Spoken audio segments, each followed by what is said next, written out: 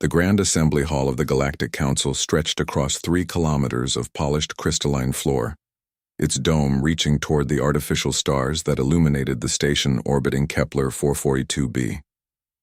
Representatives from 47 civilizations had gathered for what many considered a formality, the admission hearing for the species that called itself humanity. Ambassador Zeftai of the hegemony adjusted his translation matrix as the human delegation entered. 3 beings walked forward, small, bipedal, covered in what appeared to be synthetic materials. Their leader, a female designated as Director Chen, carried herself with a confidence that seemed almost amusing given her species' technological assessment. "Behold," rumbled the Korthak representative, his forearms gesturing dismissively, "the children who discovered fire yesterday and think themselves ready to join the stars." Laughter rippled through the assembly, a cacophony of chittering, harmonious tones and subsonic vibrations that the translation matrix rendered as amusement. The Veltar delegation's crystalline forms chimed in harmonic resonance, while the gas giant dwellers of Nimbus Prime released pheromones of condescension. Director Chen stood unmoved at the speaking platform, her 2 companions flanking her, with military precision. When the laughter subsided, she spoke. "Honored Council, humanity seeks membership not as supplicants, but as equals. We bring unique capabilities to this alliance.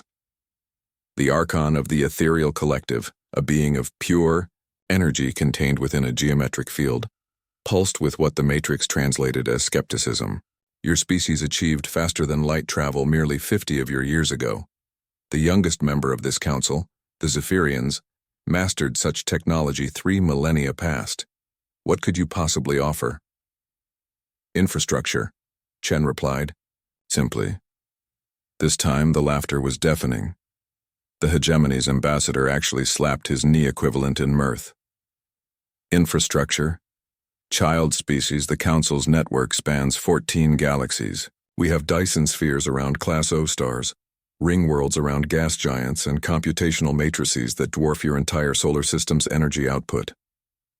Chen nodded respectfully. "Impressive achievements. However, we've noticed something curious about your infrastructure. When did any of you last personally maintain a power grid?" The question caught them off guard. The Korthak representative's mandibles clicked in confusion. "Maintain? Our automated systems are indeed sophisticated," Chen interrupted. "Tell me, when your automated systems fail, who fixes them?" "Other automated systems," the Ethereal Collective's Archon responded, its energy field flickering with impatience. "And when those fail?" A pause settled over the assembly. The Veltar representative's crystalline form dimmed slightly. The foundational automation protocols handle such eventualities." "Built by whom?" Another pause, longer this time. "Our ancestors," the Zephyrian delegate admitted quietly. Chen's companion, a man introduced as Chief Engineer Rodriguez, stepped forward. "Council members, when did any of your species last work with their hands? When did they last crawl through maintenance shafts, rewire power couplings, or troubleshoot a failing reactor?" The silence stretched uncomfortably. "Your civilizations have achieved remarkable heights," Chen continued. "But in your ascension, you've lost something fundamental. You've forgotten how things actually work at the ground level. Your automated systems are marvels, but they're also single points of failure for entire star systems." The 3rd human, introduced as Dr. Okafor, activated a holographic display. 3 days ago, we detected cascade failures in 7 council systems, power grid instabilities, life support fluctuations, manufacturing disruptions. Your automated repair systems couldn't compensate because they lack adaptive problem-solving for unprecedented scenarios. Murmurs of concern began replacing the earlier amusement. "You see," Chen explained, "while you were perfecting automation, humanity was perfecting something else, improvisation. We never fully automated our infrastructure because we learned something important.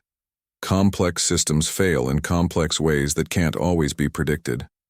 Engineer Rodriguez gestured to his tablet. "Every human ship still has manual override capabilities.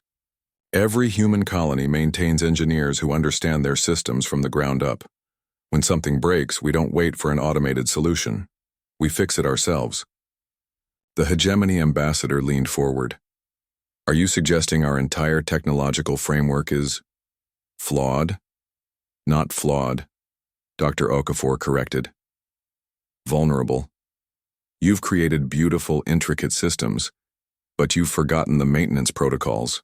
You've designed perfection but lost the ability to adapt when perfection fails.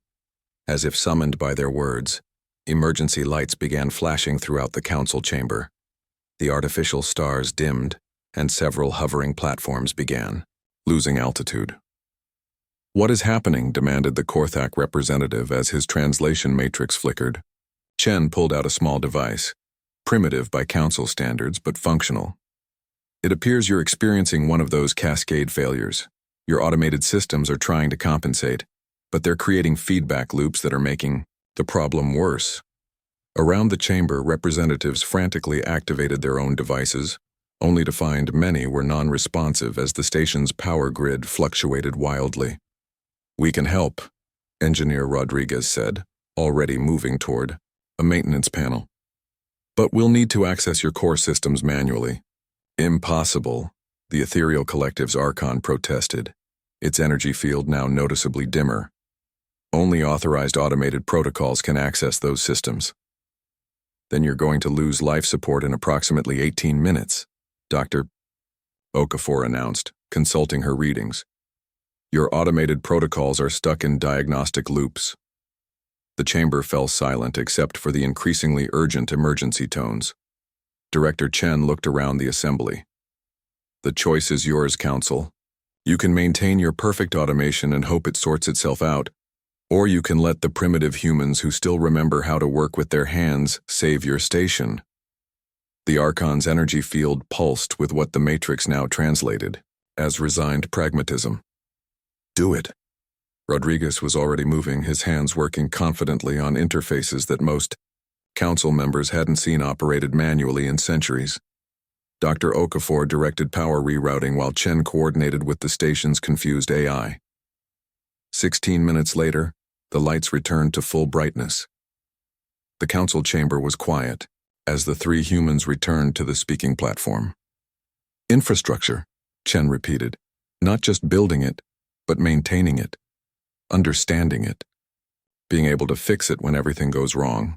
This is what humanity offers, not just as a service, but as a philosophy.